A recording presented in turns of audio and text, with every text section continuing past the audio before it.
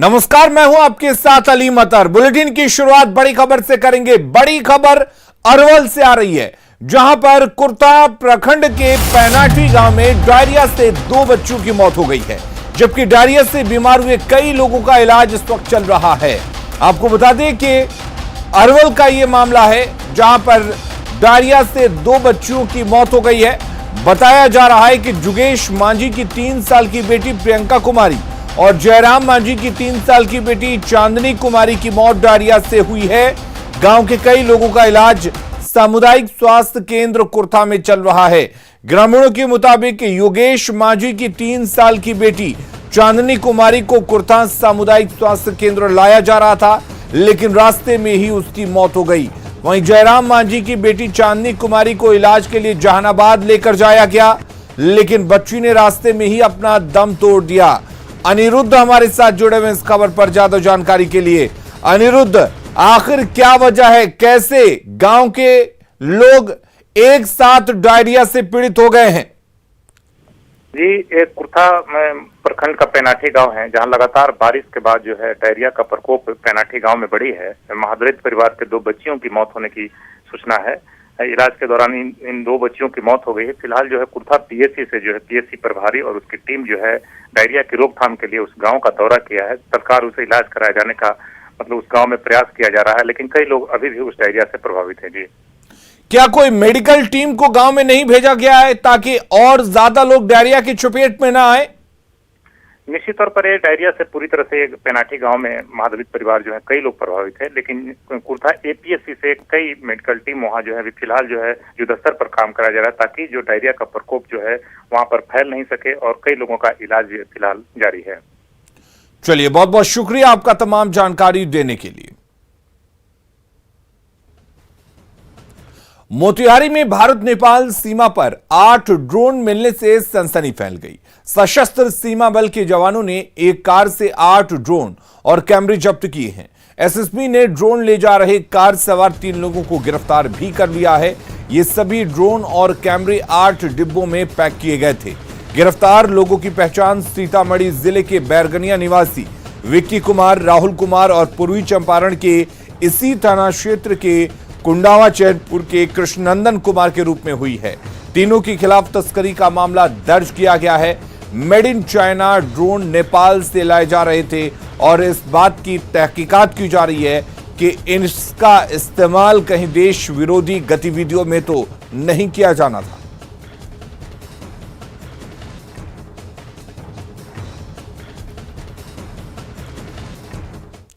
और रुक करेंगे इस वक्त एक और बड़ी खबर की। छपरा से बड़ी खबर है, जहां पर मंडल कारा के 6 कैदियों पर केस दर्ज किया गया है।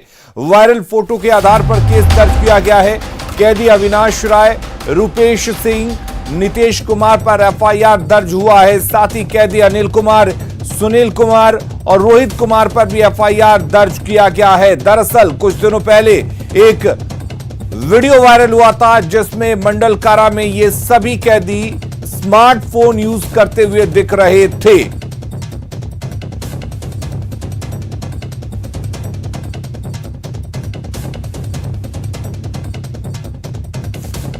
तो मंडल कारा के 6 कैदियों पर केस दर्ज किया गया है।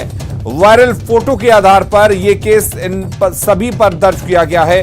कैदी अविनाश राय, रूपेश सिंह, नितेश कुमार पर एफआईआर दर्ज हुआ है। साथ ही कैदी अनिल कुमार, सुनील कुमार और रोहित पर भी एफआईआर दर्ज किया गया है। और इधर छपरा मंडल कारा में सुबह छापेमारी हुई। छपरा मंडल कारा में स्मार्टफोन से कैदियों की बात करते हुए तस्वीर वायरल होने के बाद प्रशासन हरकत में आया। जिला कलेक्टर और पुलिस अधीक्षक के नेतृत्व में जेल में छापेमारी की गई। इस दौरान पूरे जेल परिसर को छावनी में तब्दील कर दिया गया।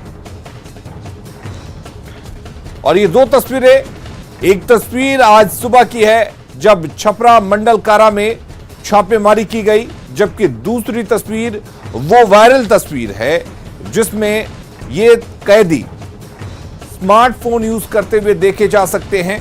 और इसी तस्वीर के आधार पर यह छापेमारी की गई है। और छपरा मंडल कारा में हुई छापेमारी का जायजा लिया है हमारी छपरा संवाददाता संतोष ने। मंडल कारा से मोबाइल इस्तेमाल का वीडियो वायरल होने के बाद जिला प्रशासन ने बड़ी कार्रवाई की है। एसपी के नेतृत्व में मंडल कारा में छापेमारी हुई है और ये छापेमारी अब खत्म हो गई है। जैसा कि एसपी से हमारी बात थी, उन्होंने कहा कि छापेमारी में कुछ भी नहीं मिला है आपत्तिजनक, लेकिन इन्होंने ज़रूर कहा है, निर्देशित किया है कि जेल प्रशासन को थोड़ा और सतर्क रहने की ज़रूरत है ताकि ऐसी तस्वीरें फिर से बाहर ना आ सके। आप देख सकते हैं कि यही जेल है, यहाँ सुरक्षा लगातार बढ़ा दी गई है। आप पीछे भी दिखा सकते हैं कि बड़ी संख्या में जो पुलिसकर्मी हैं वो अब वापस लौट रहे हैं इस पूरी कार्रवाई के बाद। आप देख सकते हैं कि पुलिसकर्मी जो है अब जा रहे हैं, एसपी भी चले गए हैं, लेकिन अपने पीछे एक बड़ा सवाल जरूर छोड़ गए हैं कि ये जो जेल है वो कितना सुरक्षित है, क्योंकि जेल में जिस तरह से कैदी मोबाइल का इस्तेमाल करते हैं, उनकी तस्वीरें वायरल होती है, साल में कई बार ऐसी घटनाएं सामने आ रही है, तो कहीं ना कहीं जेल की सुरक्षा पर सवाल जरूर उठ रहे हैं। और इन सवालों को लेकर कहीं एसपी ने निर्देश दिया है कि जेल की सुरक्षा का विशेष तौर पर ख्याल रखा जाए, खास करके मोबाइल इस्तेमाल करने की ऐसी तस्वीरें फिर दोबारा सामने ना आए। संतोष गुप्ता, न्यूज़ 18, छपरा। और उधर छपरा एसपी ने कहा है कि लगातार छापेमारी और निगरानी का नतीजा है कि जेल में छापेमारी के दौरान कोई आपत्तिजनक चीज नहीं मिली है। देखिए, जैसा कि आप सभी को पता है कि कुछ दिन पहले यहाँ से फोटो निकला था बाहर, उसको लेकर के जेल प्रशासन के द्वारा पूर्व में ही काफ़ी सघन तलाशी ली गई थी और 6 मोबाइल फ़ोन पहले ही बरामद कर लिया गया था। उसको लेकर के भगवान बाजार थाना में कांड भी दर्ज कर दिया गया है। आज इसी बात को लेकर जिला प्रशासन के द्वारा संयुक्त रूप से हम लोगों ने जिला पदाधिकारी के नेतृत्व में छापामारी किया। लगभग 2 घंटे से ज़्यादा समय तक सघन तलाशी ली गई। कोई भी आपत्तिजनक सामान उस तरह की नहीं आज मिली है, लेकिन लगातार छापामारी और लगातार निगरानी की आवश्यकता है, जिसको लेकर के जेल प्रशासन को भी सतर्क किया गया है और वे लोग भी लगातार इस पर निगरानी रख रहे हैं। नालंदा से एक पूर्व मुखिया और पैक्स अध्यक्ष के डांस का वीडियो वायरल हुआ है। नशे में टल्ली मुखिया डांसर्स के साथ ठुमके लगा रहा है। वीडियो एकंगर सराय के अतरामचक गांव का बताया जा रहा है, जहां 22 जून को शादी समारोह का आयोजन था।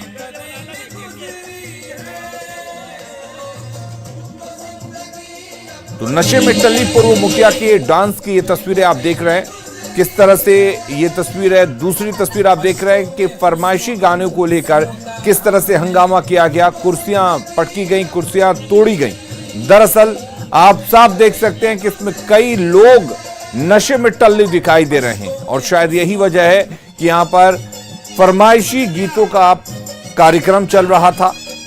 देखिए, आप देख सकते हैं किस तरह से आपस में उलझते हुए लोग दिखाई देते हैं। और पहली तस्वीर जिसमें नशे में टल्ली पूर्व मुखिया डांस करते नजर आ रहे हैं।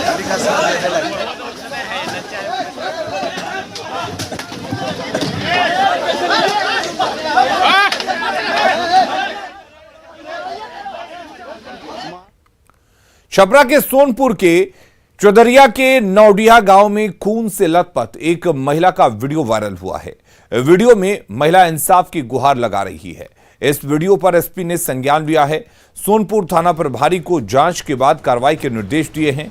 महिला का नाम प्रियंका सिंह है और वो एक बच्चे की मां है। उसने अपने पति और ससुराल वालों पर पैसे के लिए पिटाई करने, प्रताड़ित करने और बच्चे को उससे अलग करने का आरोप लगाया है। पीड़ित ने पुलिस से इंसाफ की गुहार लगाई है। ससुराल वालों ने मुझे शादी के कुछ ही दिन बाद मारना पीटना चालू कर दिए। हर बार होता है कि पैसा मांगने के, बताइए मैं चाचा चाची से कैसे बार बार पैसे के लिए कहूँ। इस वजह से उन लोगों ने मुझे मारते मारते बहुत बार मारा। कितने बार तो मुझे घर से निकाल दिया, घर पे पहुँचा दिए। फिर मेरे घर वाले ने मुझे रखा, मेरा बच्चे को भी देखे। फिर जब बुलाए तो हम चले गए उन लोग के बात में आके। उसके बाद उन्होंने मुझे मारा पीटा और मेरा बच्चा को छीन लिया। मामला के बारे में जैसे ही सोशल मीडिया के माध्यम से प्राप्त हुआ तो एसएचओ सोनपुर को इसके जांच के लिए तुरंत निर्देशित किया गया। एसएचओ सोनपुर ने जब उससे संपर्क करने की कोशिश की तो वो अभी अपने मायके में थी, तो उससे बात करके वो बताया गया कि आप जानकारी दें और उसमें हम लोग कार्रवाई आगे करेंगे। जैसे ही इनके द्वारा जानकारी उपलब्ध कराई जाती है तो जो भी विधि सम्मत कार्रवाई होगी वो निश्चित तौर पर की जाएगी और आगे जो स्थिति होगी जांच के दौरान जो भी बात आएगी, जो भी इसके लिए दोषी होंगे। और अगली खबर बेगूसराय से है, जहां के तेगड़ा में एक प्रताड़ित महिला ने एसपी से इंसाफ की गुहार लगाई है। महिला ने पति पर उसे निर्वस्त्र कर पिटाई करने का आरोप लगाया है। महिला के पति उत्तम कुमार ने अपने दोस्तों के साथ मिलकर इस घटना को अंजाम दिया। इतना ही नहीं, 4 दिन पहले सास, ससुर और देवर ने मिलकर उसके बाल काट दिए। महिला ने ससुराल पक्ष पर जान से मारने की धमकी देने का आरोप भी लगाया है। 3-4 अज्ञात लोगों के साथ मेरे हस्बैंड आए, गेट पहले खुलवाए और बाहर खींच लिए और मेरे बच्चे को बंद कर दिया गया रूम में, और उसके बाद मुझे पूरे म्यूट कर दिया गया सर, और अभद्र बातें बोली गई। उसके बाद सास उधर से आती हैं, सास बोलती हैं कि घर छोड़कर चली जाओ, तलाक दे दो, नहीं तो तुम्हारे साथ अगले बार बलात्कार होगा। इससे पहले मेरे बाल को काट दिया गया था 18 तारीख को ही। भागलपुर के स्टेशन परिसर में नो पार्किंग वाली जगह पर गाड़ी लगाने को लेकर पुलिस और यात्रियों के बीच झड़प हो गई। दरअसल एक शख्स ने नो पार्किंग वाली जगह पर अपनी बाइक लगा दी और ट्रेन में किसी को छोड़ने चले गए। जब वापस आए तो बाइक का प्लग खुला हुआ था और पुलिस उस बाइक के पास खड़ी थी। इसके बाद दोनों के बीच बहस शुरू हो गई। हालांकि कुछ देर बाद आरपीएफ के जवान आकर बाइक का प्लग देकर मामले को शांत कराया। इस दौरान पीड़ित युवक ने पुलिस पर गाली गलौज करने का आरोप लगाया।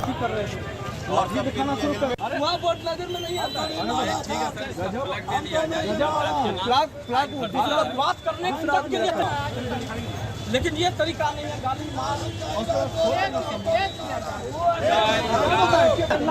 आप कुछ भी कीजिएगा, कहाँ का तरीका? आप लॉक लगाइए घर के पास गाड़ी चला रहे बोले, और हेलमेट है। इतना बढ़िया से बात करके गए, वही तरीका से आप बात करते हैं, हम भी तो बात ही कर रहे हैं।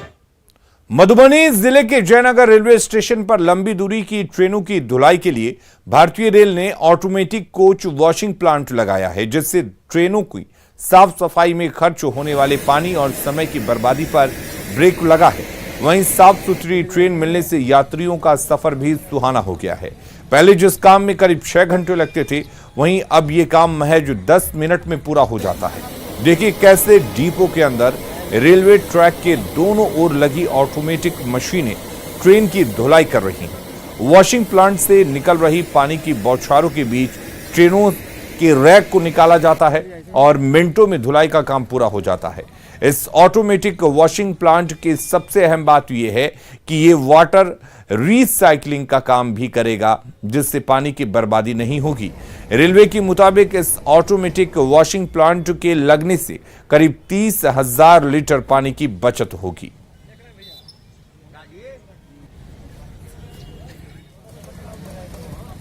सबसे बड़ा खासियत है, इससे पहले जो हम गाड़ी का मेंटेनेंस करते थे तो मेंटेनेंस के लिए 6 घंटे का समय लेते थे, लेकिन ये प्लांट लग जाने के बाद मात्र 10 मिनट के समय में ही पूरे 22 कोच की गाड़ी बाहरी सफाई जो है आसानी से और अच्छी तरीके से संपन्न हो पाएगी और समय का भी बचत होगा।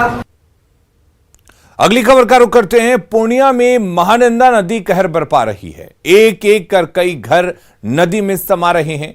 लोग अपना आशियाना तोड़कर सुरक्षित जगहों की ओर पलायन कर रहे हैं और प्रशासन से मदद की गुहार लगा रहे हैं।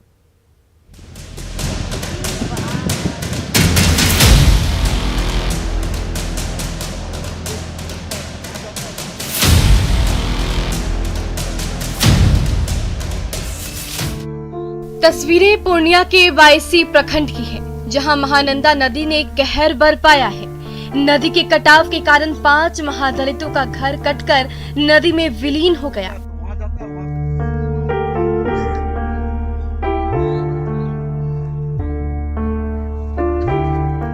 करीब 15 घरों पर अभी भी नदी के कटाव का खतरा मंडरा रहा है। नदी घर के मुहाने तक पहुंच चुकी है। लोग अपना आशियाना तोड़ने को मजबूर हैं। अभी स्कूल में जाते हैं, रहने का कहीं घर नहीं। वहाँ पे स्कूल में कोई सुविधा मिला खाने वाने का, भोजन वोजन? नहीं, अभी तो अभी जा रहे हैं, अभी कुछ नहीं मिला। सामान लेके वहीं जा रहे हैं? हाँ, सामान लेके जा रहे हैं। अभी गांव में नदी का कटाव काफी तेजी से हो रहा है, जिस कारण 4 दिन पहले भी कुछ घर कटकर नदी में समा गया था। दर्जनों घर कटने के कगार पर हैं। लोगों ने बीडीओ और डीएम को पत्र लिखकर कटाव निरोधक कार्य करने की गुहार लगाई है, लेकिन कोई व्यवस्था नहीं की गई है।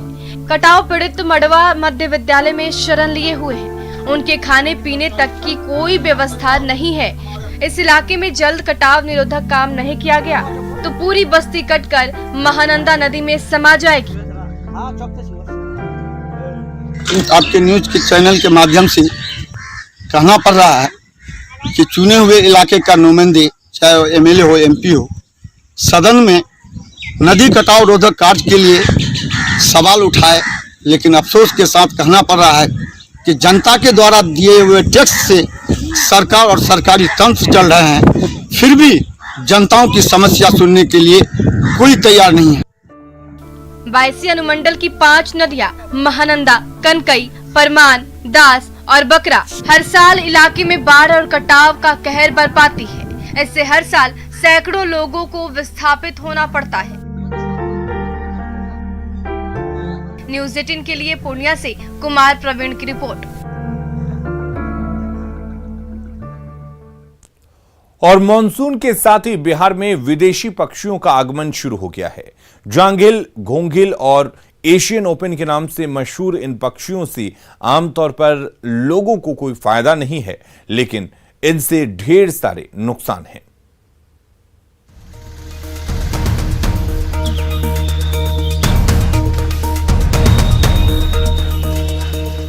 लंबे लंबे टांगों और बड़े बड़े पंखों वाले ये विदेशी मेहमान अपनी खूबसूरती से सबका मन मोह लेते हैं। हर साल हजारों किलोमीटर की दूरी तय कर ये विदेशी मेहमान साइबेरिया से ब्रीडिंग के लिए भारत आते हैं। भारत की आबो हवा इन्हें इतना पसंद है कि इनमें से कुछ ने तो भारत को अपना स्थायी ठिकाना बना लिया है।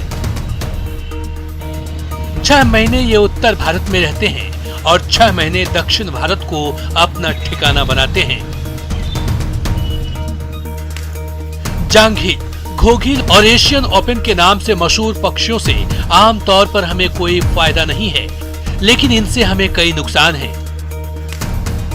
जानकार बताते हैं कि ये खेतों की उर्वरा के लिए जरूरी कीड़ों को खा जाते हैं, हमारे भोजन मछली और घोंघा का आहार करते हैं।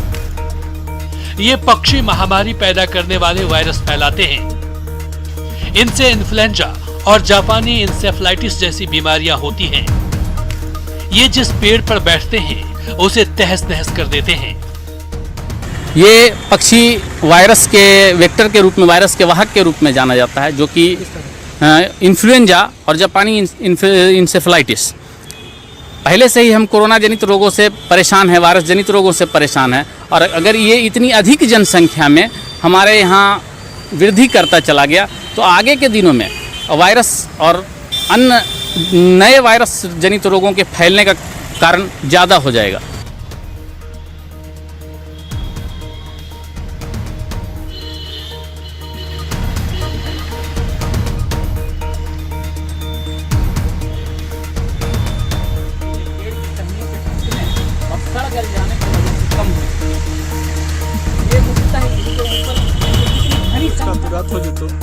इन सब के बावजूद हम इन्हें मार नहीं सकते, क्योंकि भारत सरकार ने इन पक्षियों को संरक्षित घोषित कर रखा है।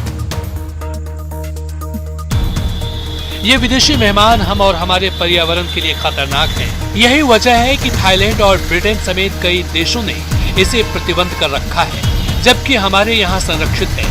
बिहार में इसकी संख्या 2 लाख से ज्यादा है। जिस तरह से ये हमें नुकसान पहुँचा रही है, उसे देखते हुए सरकार चाहे तो इसका प्रबंधन कर सकती है। न्यूज़ 18 के लिए गया से एलन लिली की रिपोर्ट।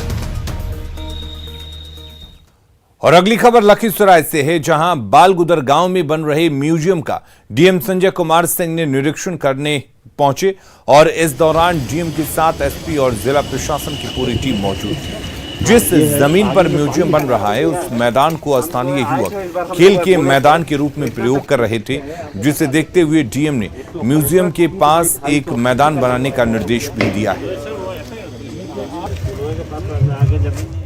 म्यूजियम तो अच्छा बन रहा है, और आप देख रहे हैं कि हमारे जिला के लिए एक आइकन हो जाएगा, और हमें खुशी है ये देख करके कि म्यूजियम का जिस तरीके से निर्माण किया जा रहा है और जो डिज़ाइनिंग है यहाँ, वो वास्तव में जो एक बार म्यूजियम बन के तैयार होगा तो जिला के ही नहीं बल्कि राज्य और देश के कई लोगों के लिए एक बहुत अच्छी चीज़ होगी, जहाँ लोग आ करके और ख़ास करके अपनी सांस्कृतिक विरासत और ऐतिहासिक विरासत को देख सकने में कामयाब रहेंगे। जमुई के पिछड़ा और नक्सल प्रभावित क्षेत्र के कई सरकारी भवनों का इस्तेमाल लोग निजी उपयोग में कर रहे हैं। खैरा प्रखंड के बुझायत गांव में आंगनबाड़ी केंद्र का भवन विभागीय अनदेखी के कारण जर्जर हो चुका है और इस भवन का उपयोग निजी गोदाम के रूप में किया जा रहा है। यहां तैनात सेविका का कहना है कि उन्होंने यहां बच्चों को पढ़ाने में मुश्किल होती है। बदहाल आंगनबाड़ी केंद्र का जायजा लिया सहयोगी केसी कुंदन ने। जमुई जिले के नक्सल प्रभावित क्षेत्र खैरा प्रखंड का गोली पंचायत का बुझायत गांव है और बुझायत गांव का यह है आंगनबाड़ी केंद्र। देख सकते हैं कि हालात क्या है। आंगनबाड़ी केंद्र के भवन की स्थिति अगर देखा जाए तो यहाँ पर जानवर भी बैठने को तैयार नहीं होंगे, लेकिन यहाँ बच्चे को पढ़ने के लिए कहा जाता है। हालांकि कोरोना के कारण अभी आंगनबाड़ी केंद्र बंद है, लेकिन अब अगर आंगनबाड़ी केंद्र खुलेगा तो हैरानी क्या होगी, परेशानी क्या होगी, सबसे बड़ी बात यहाँ सामने है। खास बात यह भी है कि इस आंगनबाड़ी केंद्र पर अतिक्रमण है, जो भवन है जर्जर है और जर्जर भवन में भी अगर देखा जाए तो निजी हाथों में है और यहाँ पर गोदाम बना दिया गया है। देख सकते हैं कि परिसर में अगर बालू को स्टोर करके रखा गया है। फिर वहीं अगर अंदर की बात अगर देखा जाए तो अंदर अगर देखा जाए तो अंदर जो है सरिया है, छड़ है और छड़ को रखा गया है निजी व्यक्ति के द्वारा। आंगनबाड़ी केंद्र का भवन है। अब सरकारी भवन पर इस तरह से कब्जा होगा तो हालात क्या होंगे, और वो भी अगर भवन जबकि ये बच्चों को पढ़ाने का आंगनबाड़ी केंद्र है। अब सेविका है यहाँ पर, इनसे हम पूछेंगे कि अच्छा क्या परेशानी होती है इस भवन में आपको पढ़ाने में? बहुत परेशानी होती है, बच्चा का बैठने का जगह नहीं मिलता है और मतलब दर दर कर दिया गया, जो कि बच्चा गिर सकता है तो दीवार बच्चे पर जान जा सकती है, न सेविकाएं जान सकती है, हमारी जान सकती है। बहुत परेशानी होती है सर। तो इस पर देखने के अंदर कुछ सामान उमान रखा गया है? हाँ, सामान भी रखा हुआ है। अपने घर पे अपने छोटे से घर में पढ़ाने को मजबूर है। हालांकि अब इनको चिंता है कि अगर खुलेगा आंगनबाड़ी केंद्र तो कहाँ पढ़ाएंगे। गाँव वालों ने कई बार आवेदन भी दिया कि आंगनबाड़ी केंद्र पर जो जर्जर है उसके भवन को सही कराया जाए, साथ ही अगर कब्जा है तो उसको हटाया जाए, लेकिन ऐसा कुछ हुआ नहीं। स्थानीय लोग, अच्छा क्या मांग आप लोगों ने किया था, हुआ क्या अभी तक? सर, यहाँ के ग्रामीणों ने 2015 से लेकर 2015 से ये छड़ सीमेंट का गोदाम बना हुआ है। यहाँ के ग्रामीणों ने काफ़ी बार ब्लॉक स्तर पर जाके इसके लिए कोशिश किए हैं कि ये अतिक्रमण हटा जाए, लेकिन यहाँ के कुछ लोग हैं जो कि अपने आप को शहंशाह समझते हैं। जर्जर आंगनबाड़ी केंद्र को दुरुस्त कराने के लिए स्थानीय लोग कई बार अधिकारी तक गुहार लगाए, हुआ नहीं। जर्जर भवन में गोदाम बना दिया गया, सीमेंट छड़ रखे जाते हैं, उससे भी परेशानी है। अब कोरोना के बाद अगर आंगनबाड़ी केंद्र खुलता है और लोग परेशान होंगे तो सेविका का ये कहना है कि बच्चे अब कहाँ पढ़ेंगे। जाहिर तौर पर जिला प्रशासन और विभाग को चाहिए कि आंगनबाड़ी केंद्र के भवन को दुरुस्त करा दिया जाए ताकि भविष्य बच्चों का सुरक्षित हो। केसी कुंदन, न्यूज़ 18 जमुई। बढ़ाइएगा जोश, जब ओलंपिक में उतरेंगे मैन इन ब्लू। आप भी पहनिए टीम इंडिया वाला टी शर्ट, जानिए इसे जीतने का क्लू। बस स्क्रीन पर दिख रहे QR कोड को स्कैन करें और क्विज में हिस्सा लें। जुड़िए न्यूज़ 18 के साथ और रोज खेलिए ये क्विज और जीतिए टीम इंडिया का टी शर्ट। खबरें लगातार जारी हैं, आप बने रहिए न्यूज़ 18 बिहार झारखंड के साथ।